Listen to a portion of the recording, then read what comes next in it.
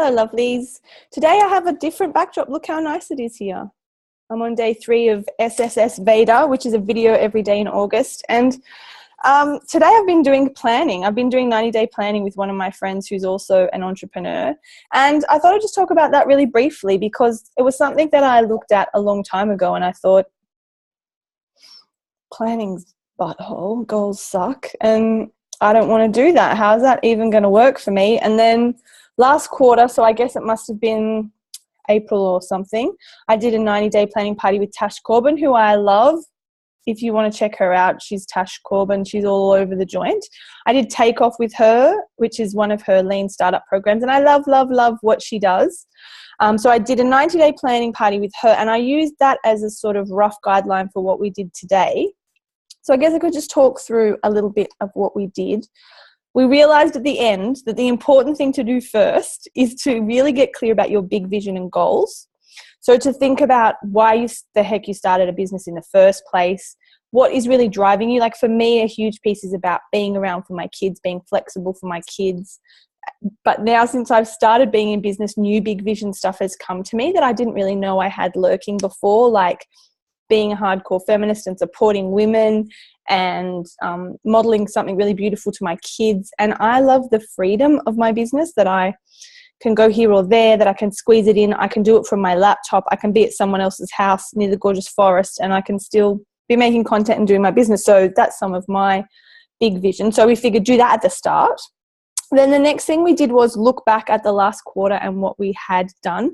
So we both used our bank statements and our diaries to do that. So because sometimes like, what the heck even did I do for the last 3 months?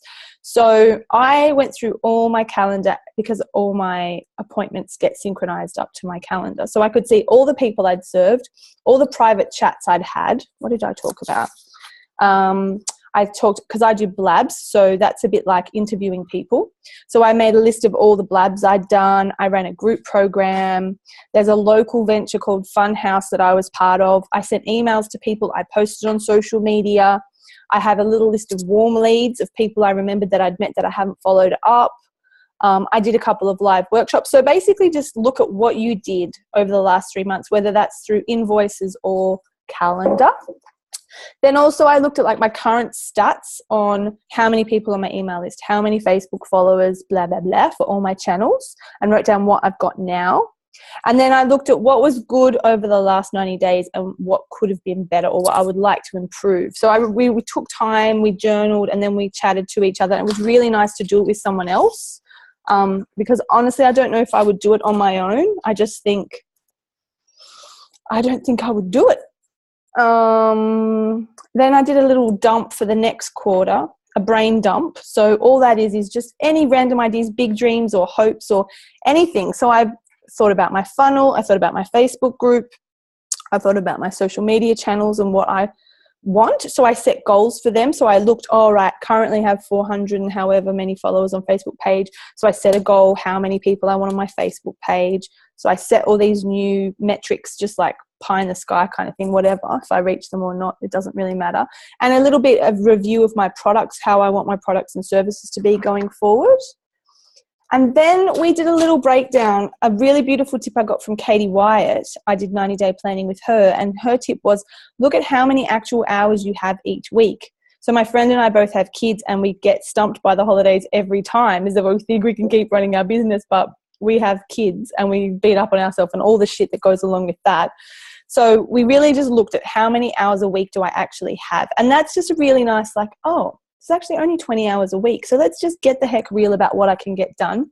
Then I just did a rough, like for each month, week 1, 2, 3, and 4 breakdown, like webinar here. I actually, sorry if this is TMI, I put my period in because that affects my functionality and my willingness to do certain things. So I love to have my webinar just after I ovulate. So I build it in around my cycle, which is a thing I love. If you can't handle that, probably better find another YouTube channel to follow. And then the final thing I did is a little week breakdown. So based on the things that I want to grow, I just did basically this is all I would do in a week if my life was perfect and everything went according to my goal setting probably not going to happen, right? But anyway, what I noticed with goal setting is when I write it down, it happens. Like I said, a money goal. And I thought, oh, I don't know if I'll really reach that. And I forget about it and come back. It actually happened. It's quite freaky. So I'm really getting into the power of writing down my goals. And then we thought we should probably end with big vision, but meh, haven't done it yet. We're just having cups of tea now, making a quick video before I have to go and pick up my children from school. And breathe, trying to make a quick video.